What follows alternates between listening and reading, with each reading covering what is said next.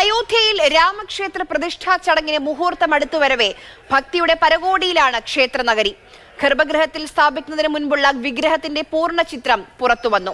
രാവെന്നോ പകലെന്നോ വ്യത്യാസമില്ലാതെ ഭക്തർ ഒഴുകിയെത്തുകയാണ് അവിടേക്ക്. ചടങ്ങിലേക്ക് രാമജന്മഭൂമി കേസിൽ വിധി പ്രസ്താവിച്ച ജഡ്ജിമാർക്ക് ക്ഷണമുണ്ട്.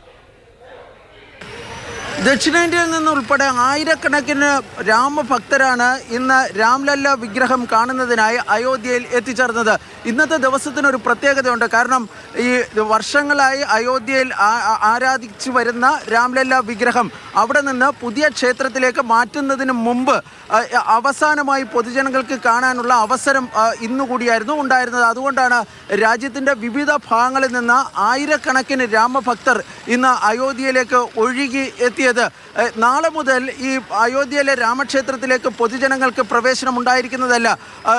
ഇവിടെ പൂർണ്ണമായും ഈ മേഖല സീൽ ചെയ്യുമെന്നാണ് അറിയിച്ചിട്ടുള്ളത്. കാരണം അവസാനവട്ട ഒരുക്കങ്ങൾ ഇവിടെ നടക്കുകയാണ്.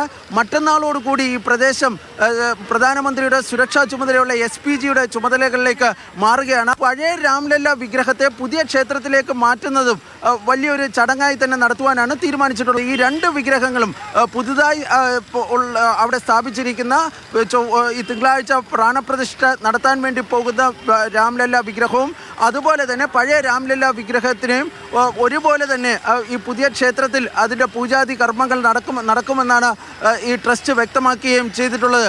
22 പ്രാണപ്രതിഷ്ഠ ചടങ്ങുകൾക്ക് ശേഷം 23 മുതൽ വീണ്ടും പൊതുജനങ്ങൾക്കായി ഈ ക്ഷേത്രം തുറന്നു കൊടുക്കുന്നതായിരിക്കും. പുതിയ രാമക്ഷേത്രത്തിൻ്റെ ഗർഭഗൃഹത്തിൽ ഇന്നലെ സ്ഥാപിച്ച രാമവിഗ്രഹത്തിൽ അഭിഷേക നടപടികൾ ഇപ്പോൾ പുരോഗമിക്കുകയാണ്. 5 തരത്തിലുള്ള അഭിഷേകങ്ങളാണ് നടക്കുന്നത്. ജലം, അതുപോലെ പാല്, അരി, പുഷ്പം, ഔഷധങ്ങൾ, അങ്ങനെ 5 തരത്തിലുള്ള അഭിഷേകങ്ങളാണ് നടക്കുന്നത്. സരയൂ നദിയിൽ നിന്നും അതുപോലെ തന്നെ നേപ്പാളിലെ പുണ്യനദികളിൽ നിന്നും ഇന്ത്യയിലെ മറ്റു ഭാഗങ്ങളിലെ പുണ്യനദികളിൽ നിന്നുമൊക്കെ ശേഖരിച്ച വെള്ളം ഉപയോഗിച്ചാണ് ഈ ജലാഭിഷേകം നടക്കുന്നത്. ഈ മറ്റ് അഭിഷേകങ്ങൾക്കുള്ള പ്രത്യേക സാധനങ്ങളും രാജ്യത്തിൻ്റെ വിവിധ ഭാഗങ്ങളിൽ നിന്നാണ് ഈ അയോധ്യയിൽ കൊണ്ടെത്തിച്ചിട്ടുള്ളത്. 22 വരെ ഈ അഭിഷേക നടപടികൾ തുടരുന്നതായിരിക്കും. കാരണം 22-നാണ് ഈ പ്രാണപ്രതിഷ്ഠ ചടങ്ങ് നടക്കുന്നത്. അതുവരെ ഈ അഭിഷേകങ്ങൾ തുടരുന്നതായിരിക്കും. അതിൻ്റെ ഒരു തുടർച്ച എന്നുള്ള നിലയിലാണ് ഈ പ്രാണപ്രതിഷ്ഠ ചടങ്ങ് നടക്കുന്നത്.